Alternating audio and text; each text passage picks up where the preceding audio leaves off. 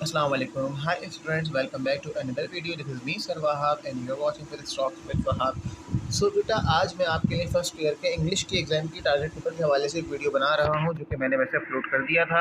तो बेटा देखें, एक तो आपने जितनी तैयारी पूरे साल में की है आप उसका रिवीजन कीजिए, और अगर किसी ने कोई तैयारी नहीं की है तो कम से कम वो इस टारगेट पेपर के मुताबिक ज़रूर तैयारी कीजिए।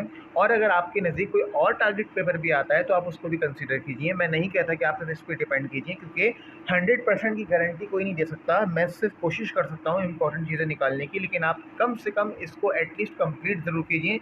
इसमें कुछ ना छोड़ें तो वो बेटर होगा, और इससे ज़्यादा भी अगर आप कर सके तो कीजिए। ठीक है बेटा।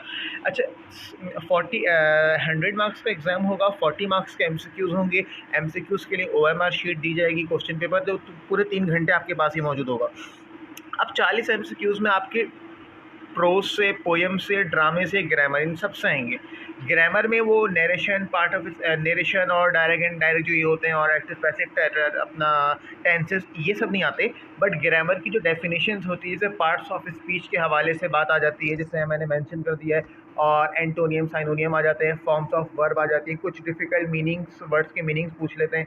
इसी तरह पार्ट्स ऑफ स्पीच में वर्ब की फॉर्म्स होती हैं, एडजेक्टिव की डिग्रीज होती हैं, एडवर्ब क्या है, एडजेक्टिव क्या है, प्रेपोजिशन वगैरह के हवाले से कुछ पूछ सकते हैं, आर्टिकल के हवाले से, इस तरह की चीज़ें आपसे एमसीक्यूज़ में आ जाती हैं।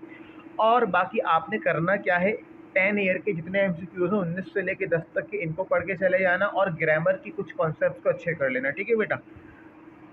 अब सेक्शन बी के हवाले से बात करते हैं। अच्छा, अब तक का तो पैटर्न ये था कि 10 सवाल करने होते हैं और आपको 4 सब सेक्शन दिए जाते हैं, और कहा जाता है कि आपने कम से कम उनमें से 2 अटेम्प्ट करने, बाकी 2 आप कहीं से भी कर लें। ठीक है बेटा।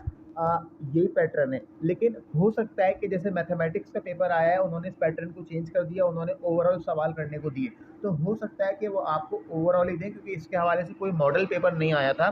तो अभी कुछ कंफर्म नहीं है कि या तो इसी पैटर्न पे आ सकता है, या फिर आपको ओवरऑल 15 सवाल दे के 10 सवाल करने को कह सकता है। ठीक है।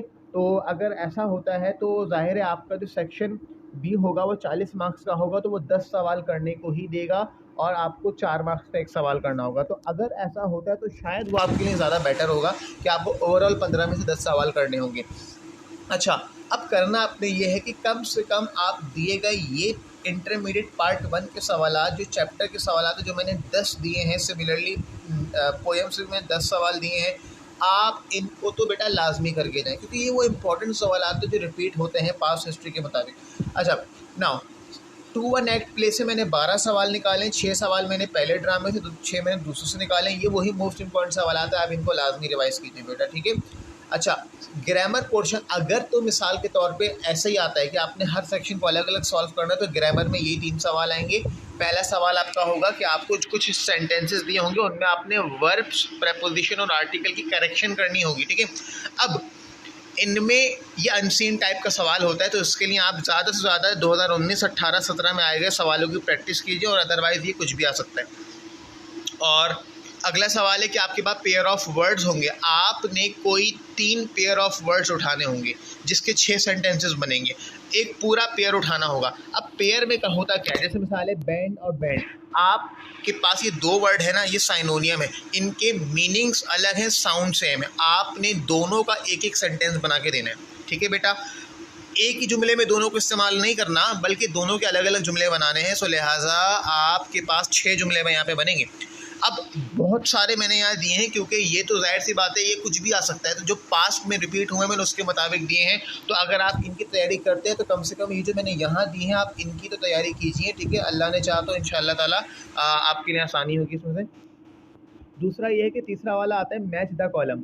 मैच द कॉलम में ना आपके पास कॉलम ए में फ्रेज या इडियम्स होते हैं, कॉलम बी में उनके मीनिंग होते हैं। तो बेटा ये भी एक अनसीन टाइप का सवाल होता है, कभी कुछ भी आ जाता है। तो पास्ट ईयर में जितने भी आए हुए हैं उसके मुताबिक ये मैंने यहाँ लिख दिए हैं, आप इनके मीनिंग्स याद कर सकते हैं। और अगर आपको ये डिफ़िकल्ट लगता है तो आप इस सवाल को चॉइस पे भी छोड़ सकते हैं। अगेन अगर 15 सवाल आएंगे तो आपके पास 5 की चॉइस होगी, आप ग्रामर छोड़ सकते हैं, या ग्रामर के चंद एक आध सवाल छोड़ सकते हैं, बाकी जो आपको याद किए हैं आपके वहाँ से इंशाल्लाह आ जाएंगे। और अगर सेक्शन वाइज ही करना होगा तो ग्रामर में कम से कम आपने 2 सवाल तो करने हैं, और तो इनमें से अगर आपको कोई चीज़ मुश्किल लगती है तो मेरे नज़दीक आपके लिए पेयर ऑफ वर्ड आसान है और करेक्शन वाला भी आसान है। अगर आपको ये याद करने मुश्किल हो और अगर आप ये याद कर लेंगे तो इंशाल्लाह फिर आप ग्रामर के अल्लाह ने चाहे तो तीनों सवाल अटैम्प्ट कर सकते हैं। और याद करने पे जो फोकस रखना है वो आपके इन्हीं सेक्शन से जो आपको ज़्यादातर याद करने वाले सवाल आते हैं। ठीक है बेटा, चलो सेक्शन भी आप कैसे हो जाएगा तो सेक्शन सी पे आते हैं। सेक्शन सी में आपको याद रखना आपके पास आपके पास 3 सवाल आएंगे और आपको 2 सवाल करने होंगे बेटा। ठीक है, सही है। अच्छा, अब पहला सवाल लेटर का होगा। लेटर में चॉइस होगी लेटर का। अच्छा, ये दोनों सवाल 10-10 मार्क्स के होंगे, यानी पूरा लेटर 10 मार्क्स का। अब या तो लेटर कर लो या स्टोरी लिख दो, तो अब आपकी चॉइस है। अगर आप चाहो तो लेटर याद कर लो। लेटर के लिए 6 लेटर मैंने दिए, इंशाल्लाह इनमें से अल्लाह ने चाहा तो आ जाएंगे और आप ये 6 लेटर याद कर लो। ठीक है, और अगर आप लेटर नहीं याद करते तो आप ये स्टोरीज जो मैंने दी हैं, आप ये 5 स्टोरी याद कर लो। इंशाल्लाह अल्लाह ने चाहा तो इनमें से कोई स्टोरी आपकी आ जाएगी। ठीक है, तो अब आपकी चॉइस है, या तो आप लेटर की तैयारी कर लो या आप स्टोरी की तैयारी कर लो। मेरा ख्याल है तकरीबन दोनों की सेम ही लेंथ होती है। ठीक है, और अगर आपकी इंग्लिश अच्छी है तो बेटा आपने सिर्फ पैटर्न देख लेना है और आप तो खुद लिख सकते हो। अच्छा, इसी तरह अगला सवाल है पैराग्राफ लिखना है। अब पैराग्राफ से मुराद समझो, ऐसे तो है लेकिन पैराग्राफ से मुराद है कि आपने अपने पूरे ऐसे में पैराग्राफ चेंज नहीं करना है। एक ही पैराग्राफ में पूरा ऐसे लिख देना है 120 से 150 वर्ड का, तो पैराग्राफ चेंज नहीं करना। तकरीबन आपकी बोर्ड की कॉपी के तकरीबन 2.5 पेज तो जाएगा, 2 से 2.5 पेज। ठीक है बेटा, नाउ अब आपने दिए गए ये 8 ऐसे याद करने हैं। इंग्लिश अच्छी हो तो खुद से लिख सकते हैं आप। ठीक है, चलें। अगर आप ऐसे अटेम्प्ट ना करें तो आपके पास चॉइस है, आपके पास लास्ट क्वेश्चन ट्रांसलेशन का आएगा। 5 ट्रांसलेशंस करनी होंगी, 2 मार्क्स की एक होगी।